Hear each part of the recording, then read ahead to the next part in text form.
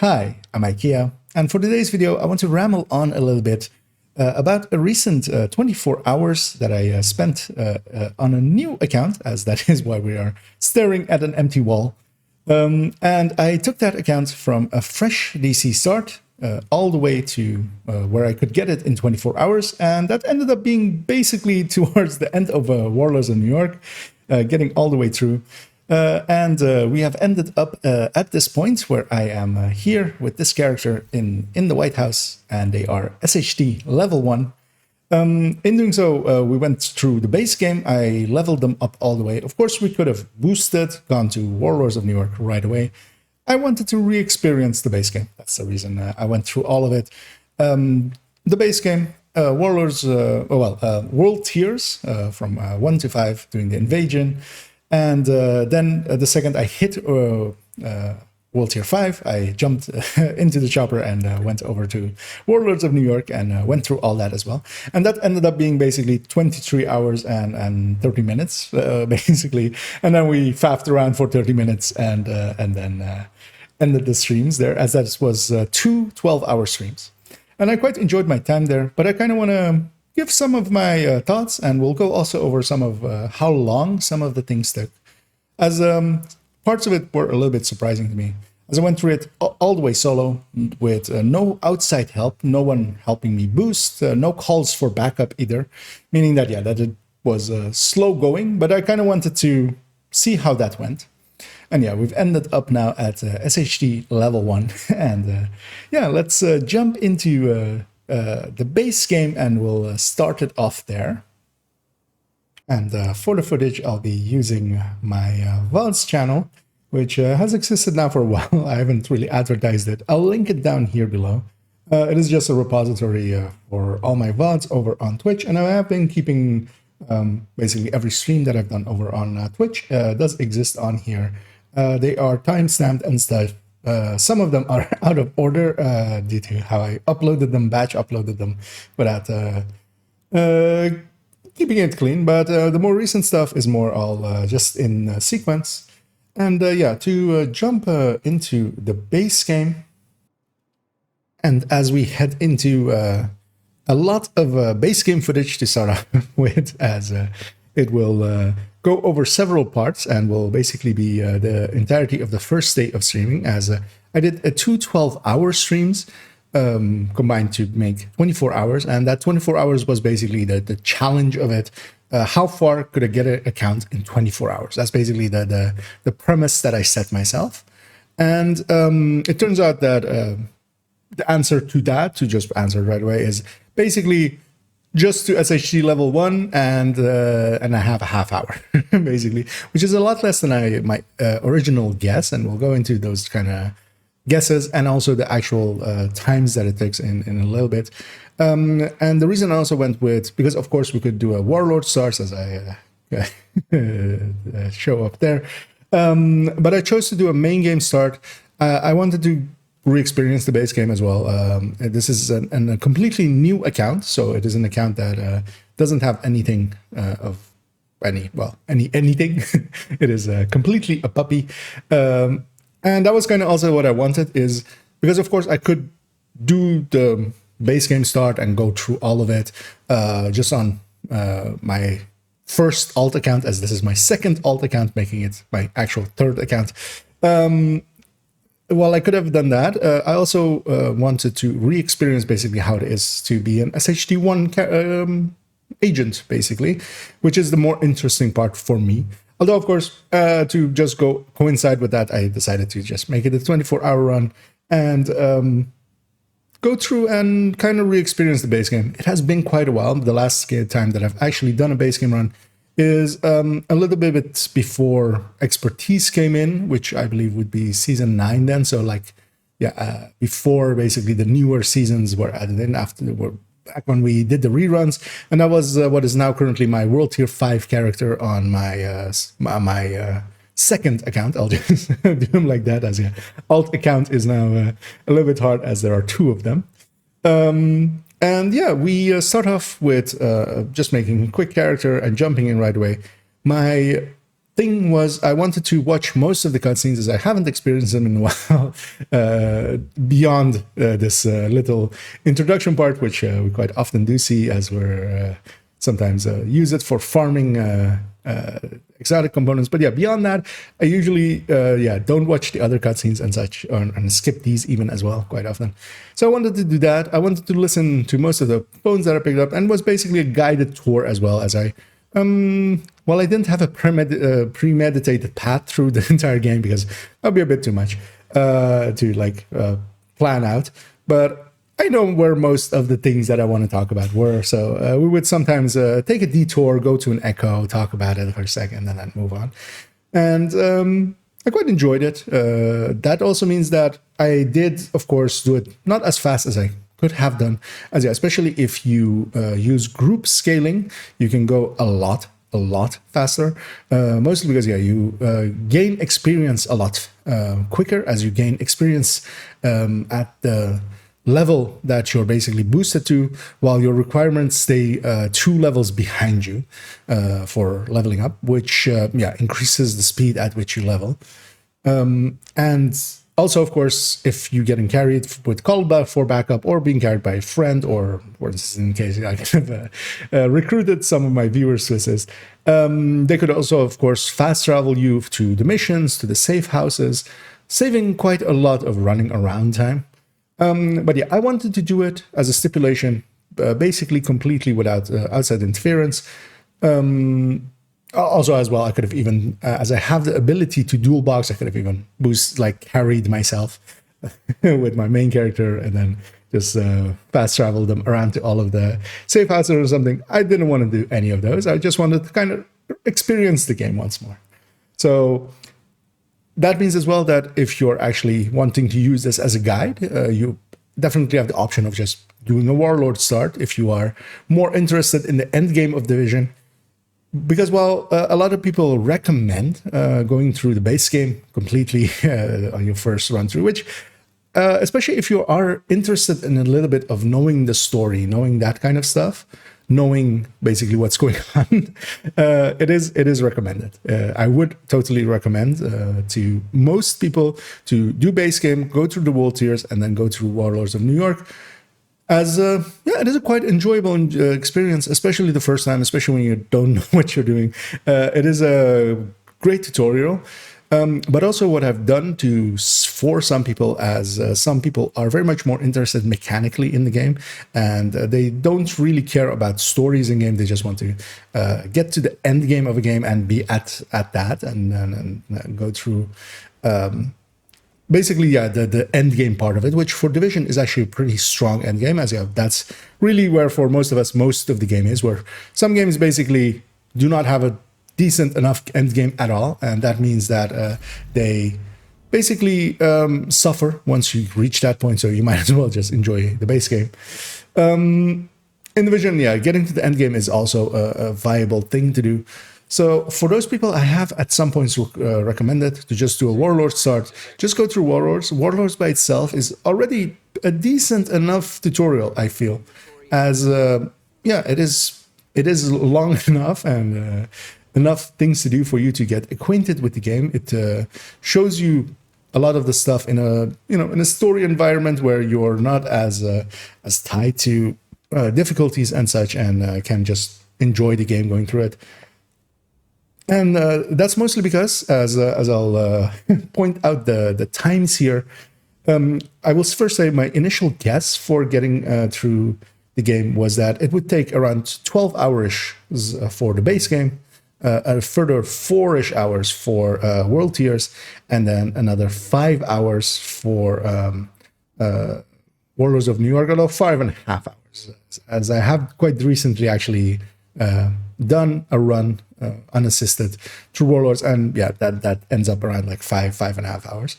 And that was my expectation, meaning that it would be 19 hours total, leaving 5 hours to start leveling through SHD. That was my guess.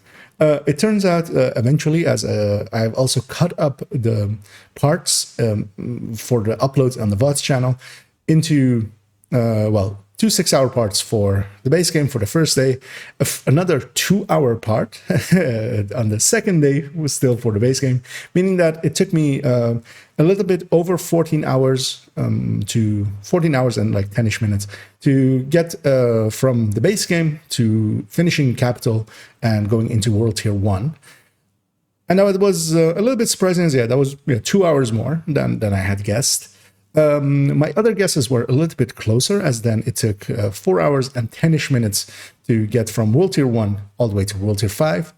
At World Tier 5, I instantly jumped over to Warlords of New York, and we'll discuss a little bit. If you're really going to use the character, I would do it a little bit differently at that point. But I, of course, was headed towards SHD level, especially. So the second I hit World Tier 5, I did some minor things, tried to get SHD requisition cash, didn't have the resources, did some minor things, bought a few things, and then jumped on the chopper and went off to New York. And yeah, Warlords of New York took me a little bit over 5 hours, in like 5 hours and 10 minutes as well. So end times were basically, we can say, 14-ish hours for the base game, a further 4 hours for world tiers, and then 5 and a bit hours for the Warlords of New York. And yeah, that was pretty surprising, as that meant that in the end I basically had an hour to spend getting the a little bit of SHD leveling. Although what I actually spend it on is cleaning up my inventory and stuff, and setting the character up for the next stream, where we would take it into running around as a SHD agent. And yeah, of course, I could have speeded it up a lot as I watched all the cutscenes. I even went out of my way sometimes for an echo or for a phone or for recording collectibles and stuff that were nearby. And especially, of course, the leveling is what is required. As yeah, here we are headed in to head out towards Grand Washington Hotel, which is the first mission. I'll jump around quite a bit here from this point onward. As yeah, we of course headed into Grand Washington Hotel. We went into the missions, and my plan was basically I would do the missions whenever I got a liberation available to me, which are the projects for liberating a zone. I would go and do those. If I needed further XP than that as well, I would go do side missions. And I would also look at some of the side missions as if they gave me good mods, that I would take those, I would prioritize those as well, as for instance, the scopes and the muzzles and the underbarrels that I would be using, especially like crit chance and stuff, or extended mags, or yeah, stuff like that, I would go for first. And that meant that, yeah, I basically winged it, as yeah, I didn't have a really set path through it. Doing the liberation quest, liberation projects, basically, that seemed to be a good choice. I could have, re-looking at it, I could have maybe done a little bit more with going through with more side missions, I feel.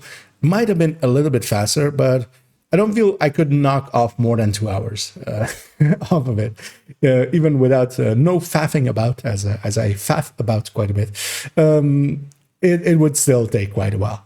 As yeah, the base game is just long, and you need to run around, and you need to XP up quite a few times between missions. As yeah, for instance, going into Jefferson Trade Center, we still went basically instantly, although I think I did one side mission in between. And of course, all of the footage is available, so you can watch it at your own leisure if you're a little bit interested in the exact path that I took. But also, my exact path wasn't exact science. I just decided on the spot what I'm going to go do next. And that was also intentional, as I really just wanted to not spend too much time pre-planning. I just wanted to go in and figure it out, which I found also to be a little bit enjoyable. And of course, we went through, and along the way as well, I actually even had forgotten that perks were a thing, as I see them there, and that I had to re-get them.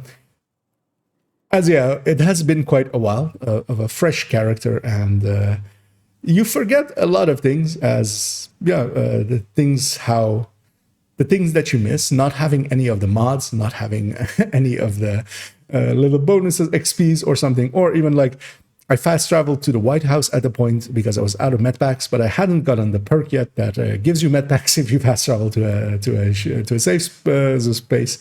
So especially that one. For everything that I picked up, I would basically upgrade my gear as much as I could. And well, a lot of people go that you don't really need to spend any time on build or gear. I quite disagree, especially on, for instance, these lower levels, as you gain things that have, for instance, brand bonuses. They will be quite valuable. Same as with keeping especially your weapon close to your level, as close or preferably at your level, because the base damages go up per level of the weapon. So if your weapon is a few levels behind, you will definitely feel that. And you will definitely feel once you upgrade your weapon to your level again. So I would quite often pick weapons as well even if they didn't really, I didn't enjoy them, or for instance as well, I didn't have good mods for them even and such. I would still equip them and just to have level appropriate weapons. But then with gear, the base armor goes up as well with level. So you do want to equip gear that is kind of at your level with some decent enough base armor. But the brand bonuses especially, because on the stats on the build, on these low levels, you basically get +1 weapon damage, for instance, from a full red core or something, or 1.4, where a piece of Fenris could give you 10. And you definitely feel it when you, for instance, get a brand bonus that you're kind of using. Because the game is kind of based around not having any of those. And later on, of course, we're getting green gear now. We'll get blue gear later. Once we reach purple gear, we'll start to get talents. And especially a talent like Obliterate and a talent like Vigil. Well, Obliterate actually not so much, because we don't have much crit chance, so we won't crit much to trigger Obliterate. But for instance, Vigilance, that doesn't have that kind of a requirement, is very strong because it's 25 total weapon damage, where for instance on the rest of the build combined, we might have a 25 a 1.25 multiplier if we were to add everything up together from the weapons and everything as well. So talents and such, because the talents are, of course, they don't go up or down in level. They are what they are even at level 1. Meaning that, for instance, something like Optimist can be very strong. Where then, of course, for instance, Strained isn't, because I have basically no crit chance. I don't have the watch to give me 10. I don't have gear that is. Most of the gear will be giving like 0.6 crit chance, even if it's a full roll, meaning that you'll, if you even try your best, you might have 5 crit chance. Where, of course, Optimist just works and gives you 30 weapon damage, averaging out to 15 weaponish damage. And your weapon damages are also so low that they're not diminished to hell and stuff. So kind of considerations like that do matter. And here, for instance, I did the Liberation for Downtown East, and now I'm doing the bounty for it. And I also wanted to go for these bounties over side missions. And my thinking was as well that, they give XP, the Liberation projects as well, require you basically to capture a CP, do another, because you need to resupply CP. You need to do 3 activities, and you need to go and get SHD caches, SHD tech caches inside of each of the zones. And doing those, I felt would be good because, we would get the CP XP, and then on top of that, you get the projects and stuff. And doing the bounties as well meant that I had decent enough credits all the way through, because, I would at times, for instance, buy a weapon that was level appropriate. I could have as well saved those bounties for when I reached 40 and gotten, because the credits of it do scale, so could have saved them for later. But also, we can always farm bounties, so it's not a big deal. I basically went and did them just to have them done. And we kept going through the missions, as I'll jump around a little bit faster, doing some CPs here and there, liberating a lot of the zones, going into Viewpoint, heading out and going, as this is, for instance, another side mission where we free up Victor Malik, doing, especially for instance, the Victor Malik one, I remembered for the second one to get those. And for instance, here as well, we go out of our way a little bit on the way to a side mission to, for instance, get this Odessa Sawyer Echo. And yeah, redoing as well some of the side missions that I haven't done in quite a while, just to hear the voice lines, see how they went and stuff. Reminding myself kind of how they go, which I quite enjoyed. As yeah, there were plenty of places where I would see something and go like, oh hey, I totally don't remember that anymore. And that's kind of the fun. I can totally recommend, if you are a long-time player, as for instance here as well, we figure out that these blue balls have physics, and I am considering bringing blue ball percent to division. But we go on and we just go through some of the side missions, some of the projects, and trying to be level appropriate for going into the missions. We can, of course, go into the missions under-leveled, but in my opinion, I might as well not, because I would need to level eventually anyway. Might as well do it in front of it, not struggle as much with the mission itself. You won't struggle really if your weapons and stuff are still level appropriate and you go into a level 8 mission as level 7, for instance. But yeah, why even do that? Because we'll need to level eventually. So I took the route of just going and being level appropriate to the mission whenever I could. Because yeah, the missions don't scale to your level down. They scale up to 2 levels up if you're above them. So for instance as well, if you were to be like for the level 8 mission, if you were level 11, the enemies would still be level 10 without any group scaling or such. So yeah, you can actually over level and then go into missions and really do them easily. But also the enemies will drop gear at the level that they're scaled to, meaning that then as well the gear wouldn't be useful to you, so you wouldn't be upgrading your gear much. And yeah, we go on through and do some of the side missions and such. And also skill-wise, I very much picked the turret and the drone. There I was using the Seeker as well, as we saw there. But the turret and the drone become my, as would Warlord runs as well. I quite often do utilize those as we head into American History Museum. Although here, for instance, I messed about with the Seeker, just using a few other skills here and there, just to do it. Because yeah, Seekers on story difficulty, which all of the missions here will be, up into the world tiers, are pretty good, as yeah, enemies don't jump out as much, as especially elites have a tendency of just really evading Seekers quite easily. But not so much when it's on story mode, and they do die to it quite easily. But the turret and drone are increased damage for my end. They also scale off of yellow cores, so if I get gear that has a skill tier, I can just put this on, and the way that skill tiers especially work as well is that it is basically as a full stat as always, because yeah, of course it doesn't have a value. The value that it adds in is basically always fixed, meaning that a turret going to skill tier 2 might be a lot better than a tiny bard weapon damage on my weapon end. And especially solo, I don't really need a revive half here. We're on story difficulty. If I die, we don't get reset to the start of the mission as we're used to with heroics. We get reset to a checkpoint. And I will also spoiler warning it here and say that I had 11 deaths in total by the end of it, and only 2 of them as a buddy of mine who was rewatched the VODs basically all the way through. So he decided for me that yeah, 2 of them were the game's fault, the rest of it was my fault. I would have as well said that all of them were basically my fault, as I do play quite aggressively. That is kind of my play style that I'm used to. And also, yeah, I don't care about dying, because if I die, I just respawn. Going for some of the chests and stuff, even though I didn't open the key chest because I was saving my keys for level 40, I did go through and during this run as well, I went for every chest inside of missions, because they of course scale at level 40 heroic, but just to show all of the positions, also for almost all of the resources. I may have skipped a resource here and there as they are less valuable to me.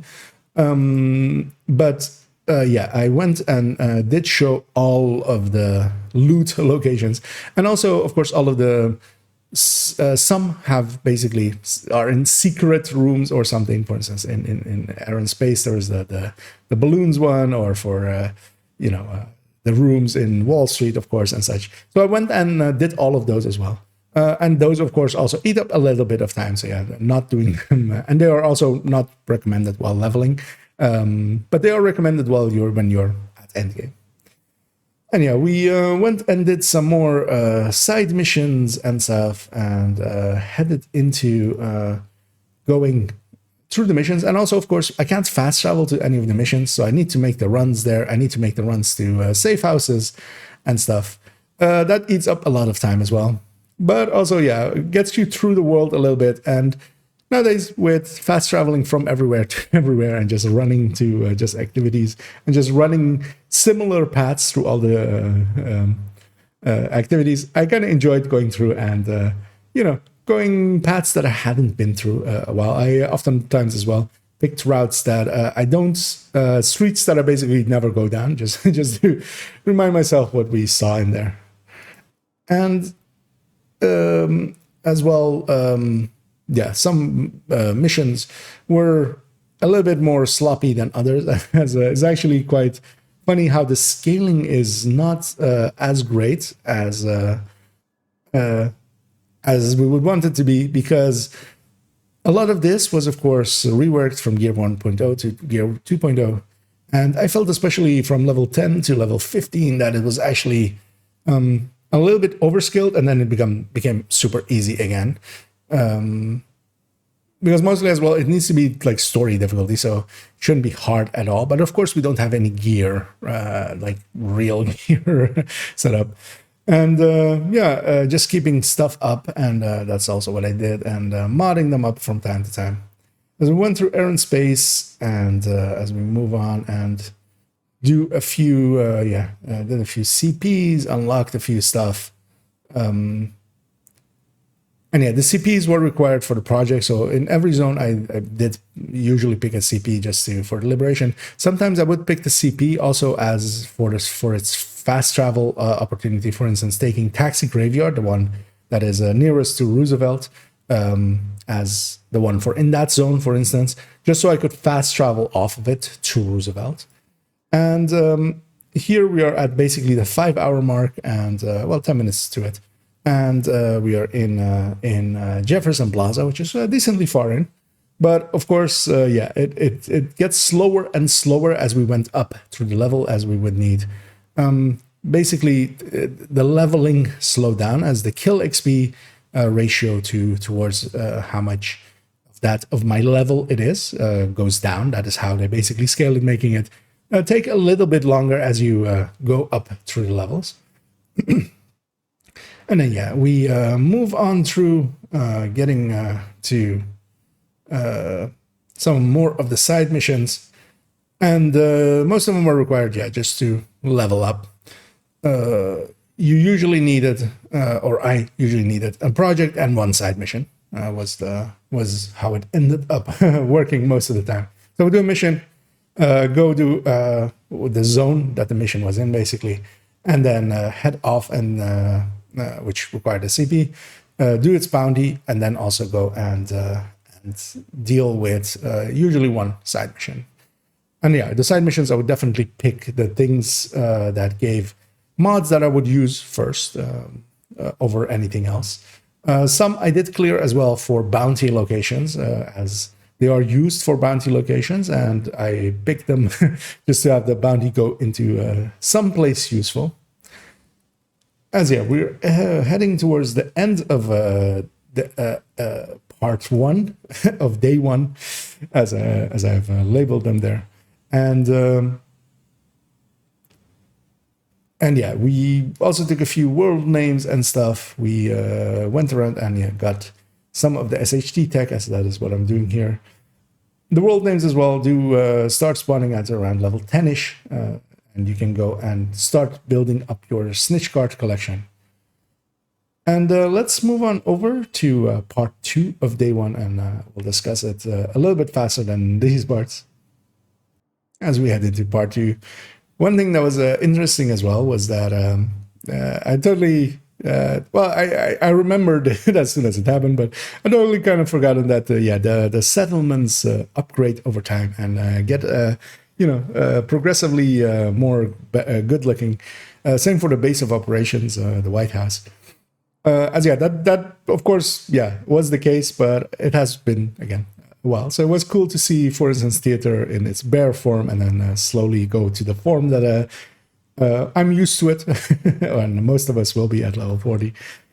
And the rest of the base game we went through, as required. We went through every mission as we hit the level requirements for it, keeping our gear up, hoping as well, for instance, for gear that was named, because quite often there are especially 2 named weapons that can drop at, I feel, starting at around like level 10-ish, they can start dropping. And especially the Hoarder seems to have a high chance of dropping them, and that's Emmeline's Guard and the Designated Hitter. And both of them being high-end weapons, because the rarity of the weapon also matters for how much base damage it has. Because, for instance, there I do have actually an Emmeline's Guard equipped, I see in the footage. And whenever we got an Emmeline's Guard at our level, as we did quite often, actually, it ended up being happening quite a bit. It was quite the boost, as the base damage of it is just so much higher than any other weapon, making the routes easier, and its talent isn't bad either. Also, it comes with a 50-round mag, because I, of course, don't have access to all of my mods that I would normally have, meaning that any other AR or SMG that I would grab, except for the ones that, of course, have the SMGs that have the other ones that also have extended mag built in, like MP7 or PP19s. This thing already had a 50-round mag, making it, even more worthwhile whenever I got one. And Designated Hitter as well, for the same reason. It would basically be a one-shot kill, even with whatever build I had on as the build. Stat-wise, just doesn't add really anything in while you're leveling. The values are just tiny. And we went through, did some more leveling, and keeping ourselves level appropriate, going, as I said, heads down, basically heads down farming, but still solo, so still pretty slow. And that ended up eating up a lot of the time, because I would, if I were just getting boosted, basically going through each of the missions, I know from experience from in the past, you usually would do, if you're getting carried by a level 40 character, basically, to be precise about what I mean, you, after each mission, you would basically get a level and a little bit. You would, in between each 2 missions, you would likely basically need to do one side mission, and then you would be level appropriate again.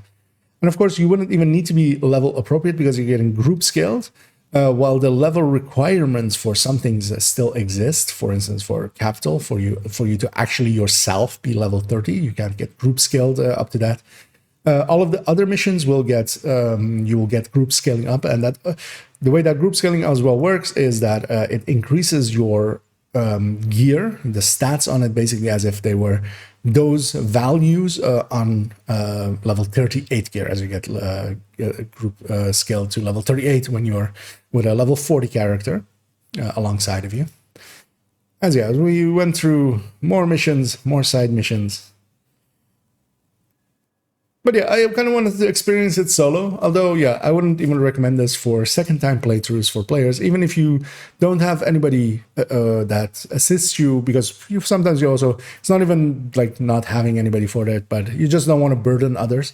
You can also as well just use call for backup, or even have people cut down your travel time a little bit just by, at the initial part, taking you through and taking you to all of the safe houses, so that you basically have those unlocked.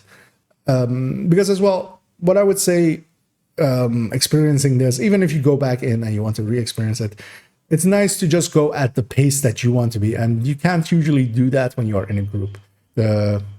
the feeling of like how long I can sit here and just listen to echo is quite different, of course, in groups. And yeah, that means that I did quite enjoy going through it solo, especially, and yeah, being able to take my time and not be wasting others' time. And yeah, some side missions, especially for instance the one I was doing there with that is just north of the nest. That one was very much a choice that I instantly picked as I went for it. Yeah, here for instance as well, one of the things that exists is the charms, the backpack trophies that you can get. And yeah, for instance, there are some inside of missions. And I went, of course, and showed all of those positions as well as, yeah, I consider those loot, as for instance, there is the Lincoln bust in Lincoln Memorial. And a lot of people as well, of course, don't have them. As yeah, there are some in missions, there are some in the campus and theater and as well, for instance, that you can go and pick up. And yeah, it was quite enjoyable to go through the base game and hanging out with chat as well. I wouldn't have enjoyed it as much. I would have likely used my main character to boost, or my first account basically, to dual box with this and boost it if I was just doing it by myself. But I quite enjoyed, of course, with chat there as well, and showing all of the positions and talking about some of the stuff, and as well as some others in my chat as well, pointing some of the stuff that I, for instance, as well, didn't know. So yeah, that was quite enjoyable. As yeah, we got into Lincoln there, finishing that up. Going around, grabbing some more SHD caches, going around and getting a few more bounties done. And yeah, in doing so, we were headed, yeah, Potomac, then Federal, of course, somewhere here-ish. And as well, yeah, going out of my way a little bit to talk about some of the places that I enjoy, as for instance, these murals I always quite like, as there was also a collectible here that I kind of wanted to go and grab, and an SHD cache, if I remember correctly. And yeah, we're making our way through stuff. We, by the end of the first day, as towards the end of it, I especially went and unlocked a few things. Because yeah, we got to the end of Federal. Yes, there's the cutscene for Federal. Actually, well, we did Federal, but we didn't watch the cutscene yet. Yeah, that is basically the point where you get access to the strongholds, and you have to go to the strongholds, and that means that we're pretty close to the point of going into the world tiers. But yeah, so far I was basically just head down and going, and I was noticing basically that it was taking a little bit longer than I expected. But yeah, let's move on into day 2, because yeah, day 1 basically ends here. I also went around and unlocked a few of the hidden missions, the missing missions, which put them on the map, and I went and did them. As yeah, those are of course also good to get, and also the missions that needed proximity, some of them I went and got close to them. You basically using the last 20 minutes of day 1 just to do miscellaneous stuff that was kind of needed, but wasn't per se required. Let's move on to day 2. And heading into day 2, we are currently playing Black Void, the game, as yeah. When we tried to jump into the game, as the loadings happened there, we were the bouncer named Mike at the door of Division 2 kicked us out, as yeah, the maintenance was extended for a little bit. As usually it goes to 12:30 my time, and I started my stream at 1. The maintenance as planned was already an hour longer than the common 3 hours. They were doing 4 hours, and then they also extended a little bit more as they needed a little bit more time. So instead we jumped a little bit into the build collection. I discussed a few things with chat, got some opinions and some ideas and stuff for some builds to toss out and some builds to maybe put in there as that was then followed up by jumping into a little bit of a different division, which is division number 1 instead of number 2. And yeah, it was kind of fun showing what I had. As yeah, in Division 1, I was very much a casual. I was one of those people that sometimes on stream we make fun of some people running the weird builds. I would make fun of myself on here, as my build choices and stuff were in no way as refined as I have an understanding in Division 2. Although, for instance, I do have a full Lone Star set and a full Reclaimer set, but the main build I would run was just a mishmash of a lot of, with the Ninja Bike and Ninja Bike bag and just a few 2-piece bonuses and stuff. It was good enough to do most of the content as I would in Division 1 as well. Just group match make and just jump in with people, and I didn't feel I was a burden, but likely I could have been much better. And I would like to revisit Division 1 at some points, likely towards the end of maybe this season. And get a better understanding for myself, as well. I do understand, for instance, the calculation and stuff in there now, with what I understand now, taking that back. Back then, I didn't. As I got a lot of good feedback from the chat of, hey, try this and this and this. And while I didn't get much into Division 1 as I did as Division 2, I did spend quite a time in it, so I do have access to most of the classified. I do have every exotic and stuff, so I'm basically at that point with it. So yeah, I could likely make better stuff than I currently have. But yeah, my understanding back then wasn't what I would consider, for instance, what my understanding of Division 2 is. But yeah, we messed about in there for quite a while, and up until the point that somebody went servers up. And let's head into day 2. As yeah, for instance, as well, I didn't count this as part of the 12 hours, as we did do hour 15 minutes of Division 1. But then basically, I started the timer of the 12 hours, basically going into the next part. And the next part was us going, continuing where we left off with the base game. And the way I've chopped up, especially the second, as yeah, the first day was all base game. I had to chop it into 2 parts just because YouTube does not take video files that are longer than 12 hours, which is something that I kind of knew but just didn't think about, and tried to upload the little bit longer than 12 hours, of course, of that 12-hour recording, and I had to chop it up into pieces, which took quite a while to chop it into 2 pieces and then render both pieces, as yeah, they were quite long, of course.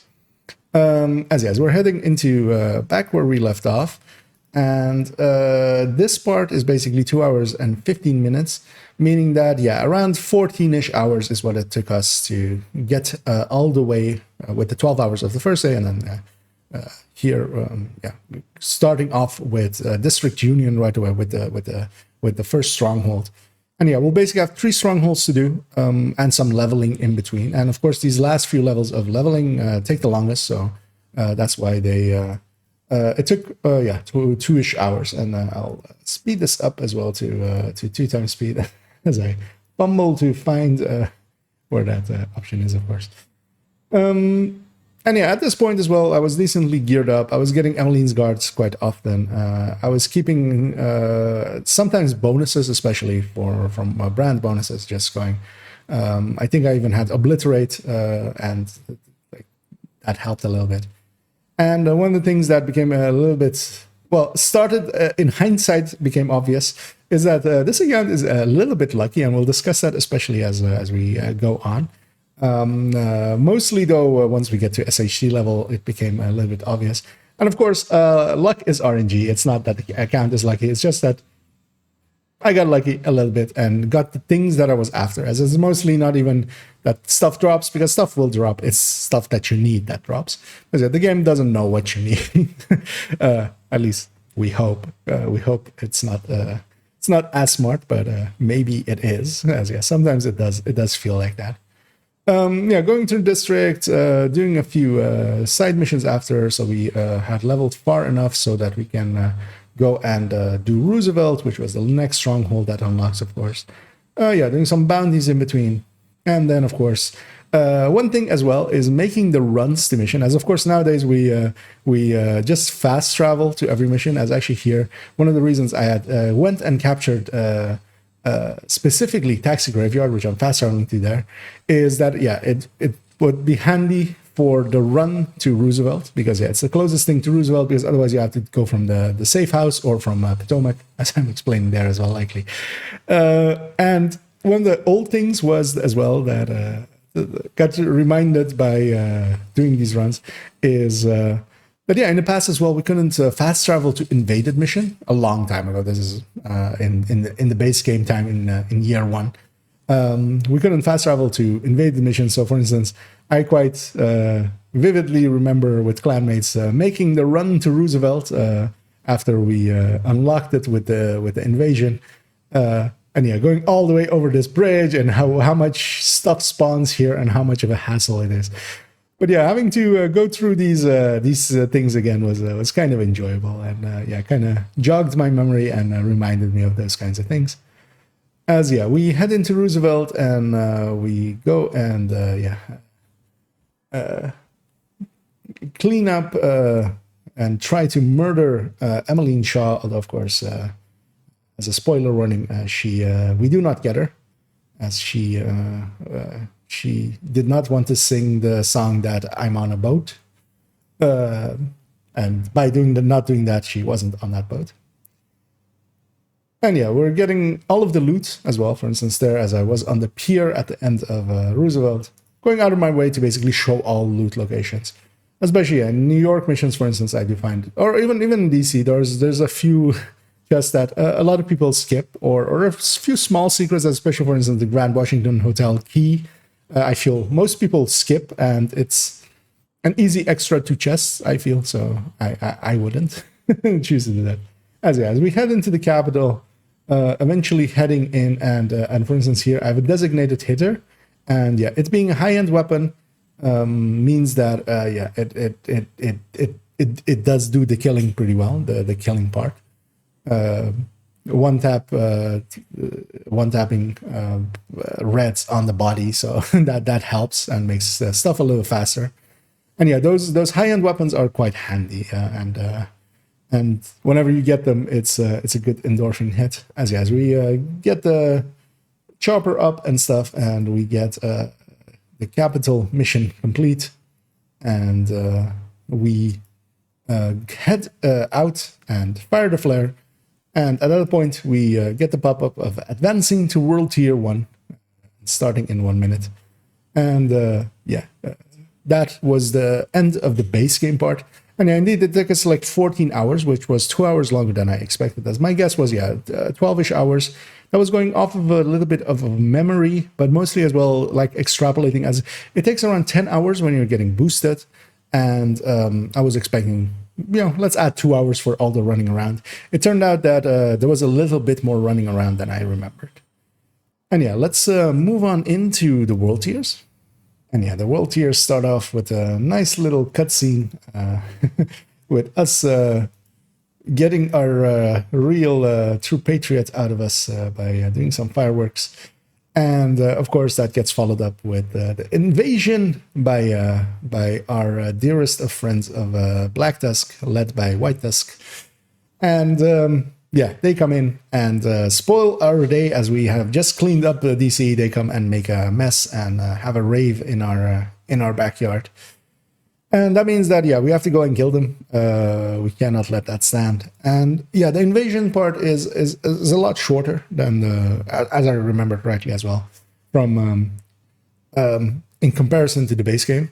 One thing I noticed as well is, especially if you make decent choices, especially with brand bonuses and gear, and keeping especially your weapon gear score appropriate. As yeah, here we're in gear score mode, which is an alternate system basically, and it's basically more levels is basically how you should see it.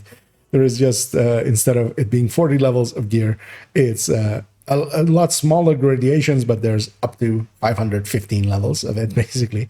And each world tier we go up, the range goes 50 up. So we start at 250 gear score with world tier 1, going from 250 to 300, and then yeah, each world tier 2 is then 300 to 350, all the way up to world tier 5, which was the old end game, being back in the day 450 to 500. With the release of Warlords of New York, that got increased to going from 450 to 500, to 450 to 515, which is the current cap of gear score.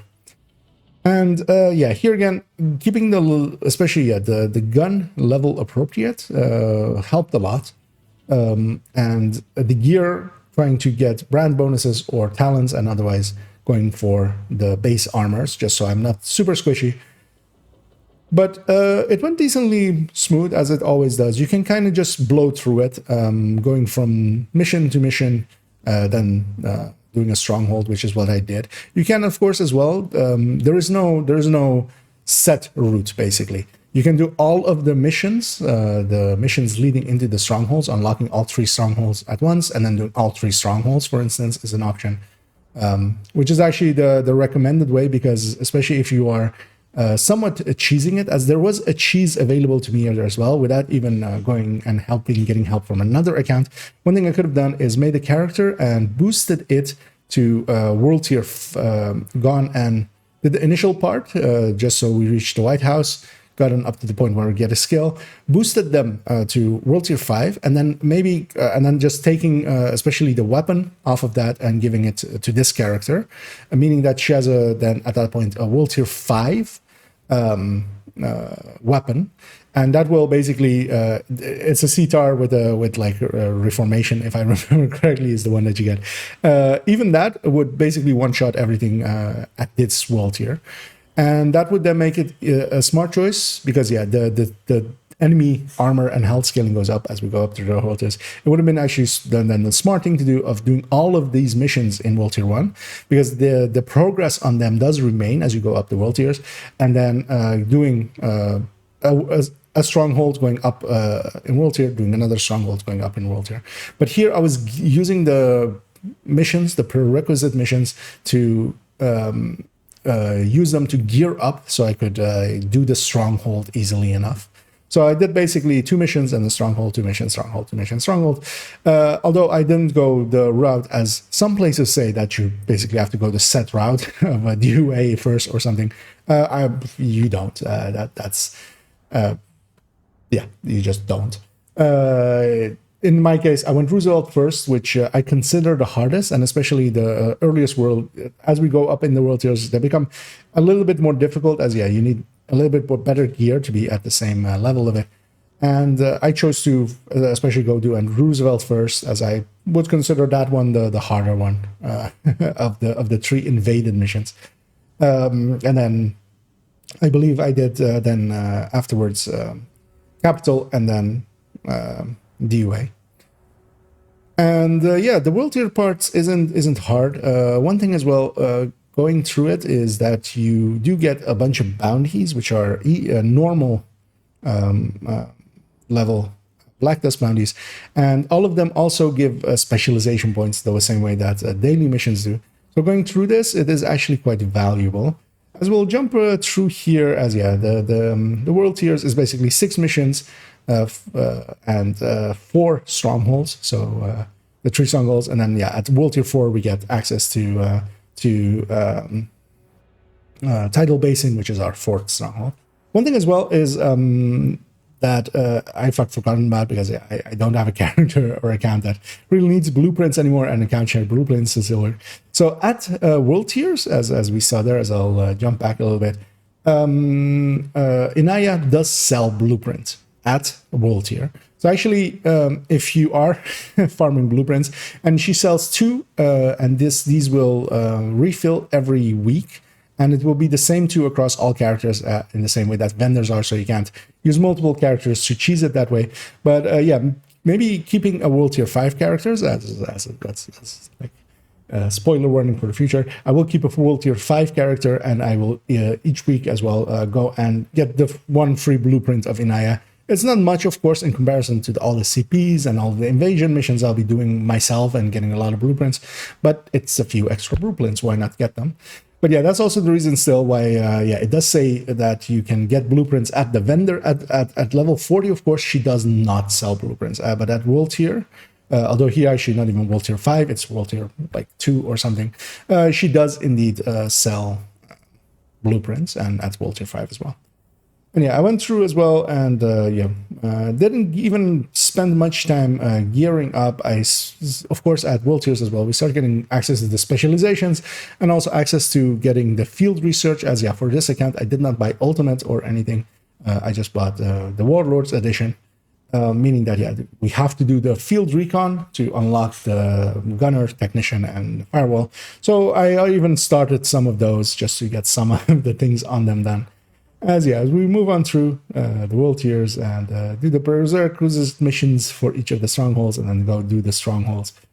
And one thing I would do as we'll head into towards the end of the World Tiers here, as it took about, as it says here, 4 hours 19 minutes. And the way that I've cut this is it is the start of when World Tier starts, basically, and to the point where I basically jump onto the chopper. So, but about 20 minutes or 10-ish minutes, 15-ish minutes. Towards the end was also just spend some time just inventorying and stuff. So we can say around 4-ish hours for World Tiers, which did coincide with my guess as well, as I have done this in the past. And yeah, you can't really speed this up much by being boosted. You just have to run through it.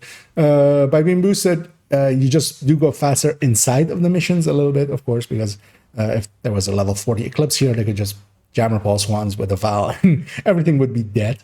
Here, I have to just kill everything myself. As we are going through Tidal as well, and doing the Tidal fight and watching Wyvern go insane. One thing I will say, after this, I jumped directly into Warlords of New York. Now, I wouldn't actually recommend that, because, yeah, there's two things you can do. The first one, I'll just say up, if you want to do it for story reasons, and you're doing it for story reasons, there's actually a set path to go through with the off-site missions. So, Coney, Camp White Oak, Manning, Pentagon. Although actually, really, they don't really have, like, there's no chronology there, so you could do them in any order, really. But especially, for instance, if you story-wise want to do it, doing Coney, especially before heading into Warlords of New York, it sets up the story of Warlords of New York, so that kind of makes sense. So that's story-wise, but actually there is another thing as well. If you really wanted to keep the character, for instance, and if I actually basically hadn't set myself a time challenge or something, I would have done that, have done this, which is to go in, as we're at World Tier 5, we are at an end game, basically, and we can already do some things, for instance, there. For instance, there is a bounty system at World Tier 5, which is actually the old bounty system with doing 2 hard missions to unlock a challenging one, and then on the other end of the map doing 2 hards or a challenging one there, and then unlocking a heroic, which was the weekly bounty system of yesteryear. That actually still exists at World Tier 5, and all of those bounties will give you specialization points, so you could basically use that for specialization points. But other things as well, for instance, redoing Tidal Basin on, because here we're doing it on story difficulty, redoing it on normal difficulty would give me an Adrestia. I could then dismantle it, get the scope,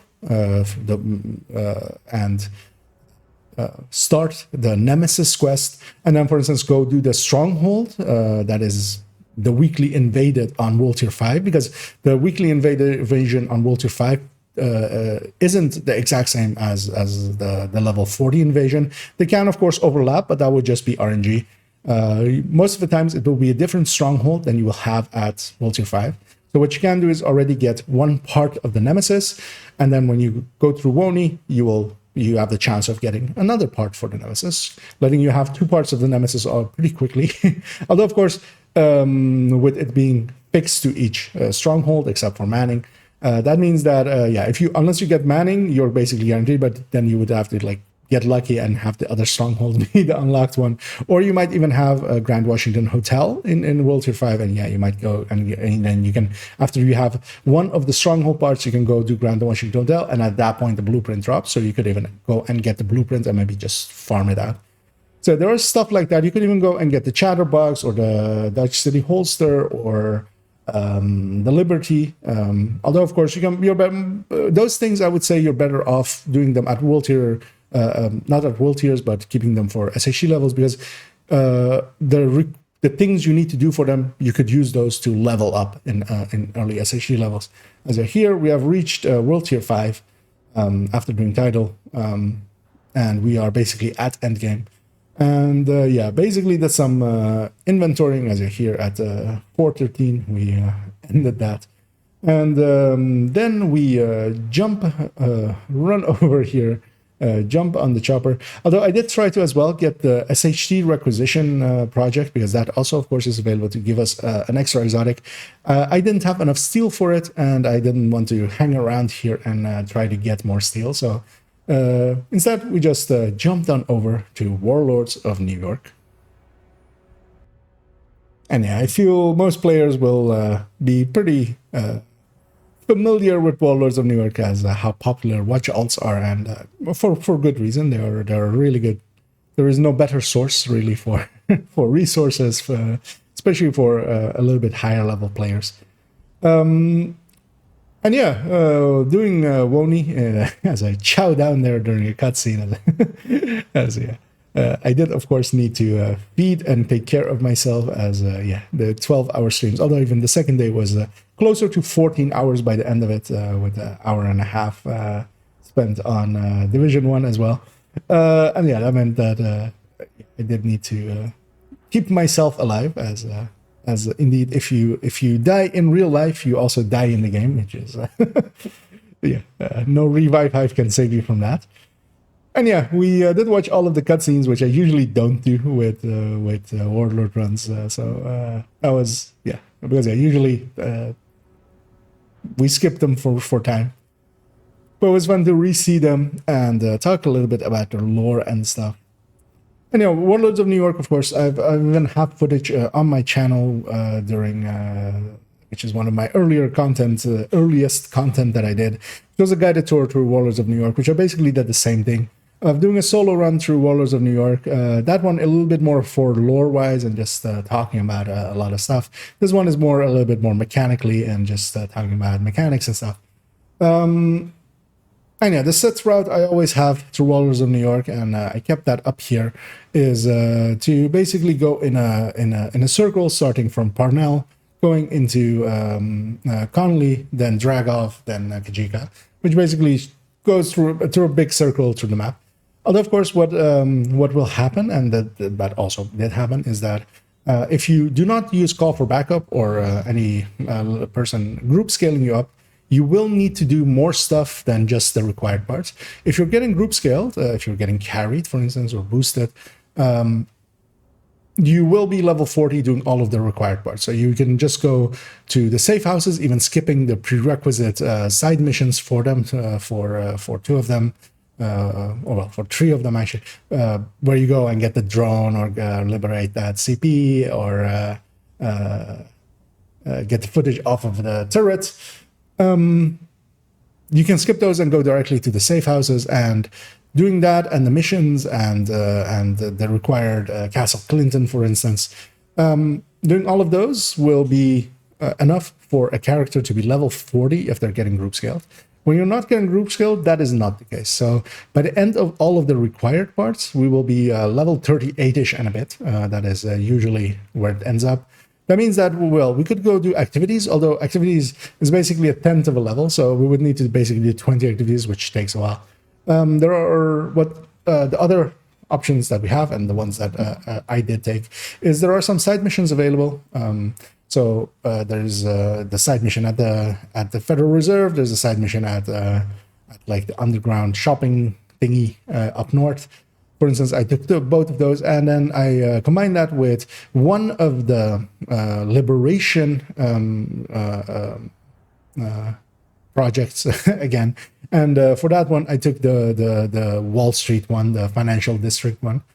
As that one especially is, I find quite easy, as all of the SHD caches are basically in a line, meaning that you don't have to go way outside. They're the easiest ones to get, as you need to get all 5 of them, capturing a CP as well, and doing a few activities in that zone, and that will give you that project completion. And that project completion is decent enough XP, as it's basically half of a level or a little bit more, but also the things that you do to get that project done also give you XP and stuff. So that's basically doubling up with those. As quite often I will gravitate towards those projects. As we went through Strand the Tanker there and moving it on up through Wall Street even. As actually, doing all of the missions as Kajika's one will be the last one as we're heading in here. And I always want to do the Kajika as either 3rd or 4th, and that's because of this side mission of Kajika is pretty close to Castle Clinton, and Castle Clinton unlocks after you've done 2 of the manhunts. So when you've completed 2 manhunts, or the minor manhunt targets basically for Keener, Castle Clinton will become available. And I'm doing here, for instance, Kajika as last. And that's just because of this, where we can, once we have completed this side mission for the Kajika manhunt, what we can do is, instead of exiting the way that Isaac wants us to, this gate as well opens. And Castle Clinton is just down the road there. So from here, it's a short walk to Castle Clinton. And that makes it my, especially why I want to have Kajika as the 3rd or 4th one, in this case, the 4th one. And also line-wise, it kind of works out, because even at the end of Wall Street, you can kind of walk from the exit of Wall Street over to where the initial start point for Kajika is, where you interact with that turret. That's actually pretty close to each other. Same for the police station, where you go into the police station for Parnell, and heading from there to the safe house or the CP for Conley. So that's kind of why that route kind of exists in my head, and I quite often do it that way. But here we're doing Castle Clinton, going into Pathway. Pathway, of course, is our last required mission for unlocking Liberty. But once we are done here, as we'll finish it up here, I am level 38. And that means that I still need to get 2 more levels before we can actually go into Liberty, because being level 40 is required for Liberty. So actually at this point, this 3 hours, 32 minute point, we have actually done all of the required parts. And especially if we were getting boosted, for instance, if even there was a group scaling happening with just having level 40 in my group, basically, which I could have done, for instance, with dual boxing or something. Actually, we still have the peer to do, so that was still actually required. Here we have actually completed all 4 of the minor ones, and let us see actually what level I am at. I'm almost level 39, and I did go out of my way a little bit to get some activities done. As I ran into a few elite patrols, I remember, and a few and elite territory control and stuff. So I did go out of my way to actually get a few of those. And here, I do need to go and do this side mission just for XP. Then I also went and got all of the required parts for the liberation quest of the financial district. And then we, of course, went into Liberty by reaching level 40. And actually if I go by where the cutscene is, as of course, this cutscene is unskippable, so it's easy to find. By 5 hours in, we were basically done with Warlords of New York. This is the final cutscene, and after this you get your watch. So basically we, with a little bit of other parts taking up a little bit of time, we would have had basically an hour to spend going around in SHD1 character, as that is exactly what we are at this point, is an SHD1 character. I'm going around checking some of the vendors, seeing if I can make something useful.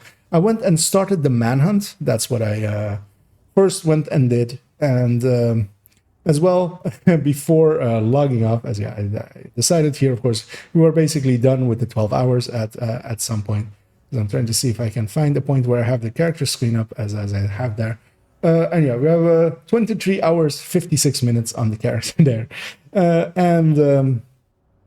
Yeah, that with half an hour left, I'll give a spoiler warning that I went and did something else after it before logging off. But we'll discuss it actually in a follow-up video, as I'll be doing a few of these, as we'll go through the progress of this character. I will just discuss what I'm doing basically with the character. We've hit SHD1, and and my goal is very much to basically get this character to a usable level, which means putting a build on it, then also maybe going around and, for instance, unlocking. Oh, as well here, I went back in and actually got the SHD requisition, and that is the reason I'm wearing a bloody knuckle at the start of this video, because we got a bloody knuckle, which isn't the greatest exotic, but it was better than anything else that I had, so I equipped it. Same for the pyromaniac that I got from it. And we'll discuss a little bit how it feels to be a fresh level 1 character nowadays, as for most of us it will be, for some of us it will be something they're currently doing, maybe even. For others it will be reminiscing about the good old days. I went up and, of course, I also want to do the manhunt, but as a goal, I have to reach level 100 in the season before the season ends, which is quite doable. Of course, I've chosen to do this in weeks where Golden Bullet is available, so that will make it a little bit faster, how fast I level. But of course, it's only really making it faster. It's not really unlocking anything that I would not really have access to, although it's unlocking access to Heroic, for instance, a little bit faster because I can use it. Although, as we'll discuss in a little bit, I did not run Golden Bullet for a little bit at the start of it until I had a build together. I did want to get a build together without Golden Bullet, kind of seeing how that goes, and we'll discuss that in some future footage. That also then brings us to here, where I'm 15 hours and 21 minutes later, basically, as I'm recording this, of course, at a later time. And I've used this account for 2 streams, and we'll go in a follow-up video here through some of the choices I made, some of the things I went after, as I think that can be interesting, as well as maybe get some pointers from others as to, hey, you missed this, go and get this. But this will be an ongoing series, as I quite enjoyed it, especially as, for instance, now as well, I have some gear together. I have used basically friends to help me gear up a little bit and stuff. But of course, someone joining a clan would have the same benefits. But we'll go into it a little bit deeper into those videos. So those will follow this up. The next video, although, will be actually to conclude this video basically as well, will be the damage calculation video, which will follow this one up. That one will be followed up by the Heartbreaker Tech Tank Showcase, as I want to kind of coincide those with the release of the new season. And after that one, we'll go back to this character, and I'll discuss how what I did with a fresh SHD1 character, as I feel. That might be interesting to some. It's not going to be a guide, really, because I don't feel confident enough in saying that the choices I made are the best ones, but it's the choices that I made. So, and they come from I would say, an educated guess area. So, I hope you join me for those, or over on Twitch, where, for instance, as well, of course, this was first streamed. And of course, on the VOD channel as well, I'll link it down below. You can actually go and rewatch the entirety of it if you want to, or parts of it if you are interested in them. And as always, have a good night.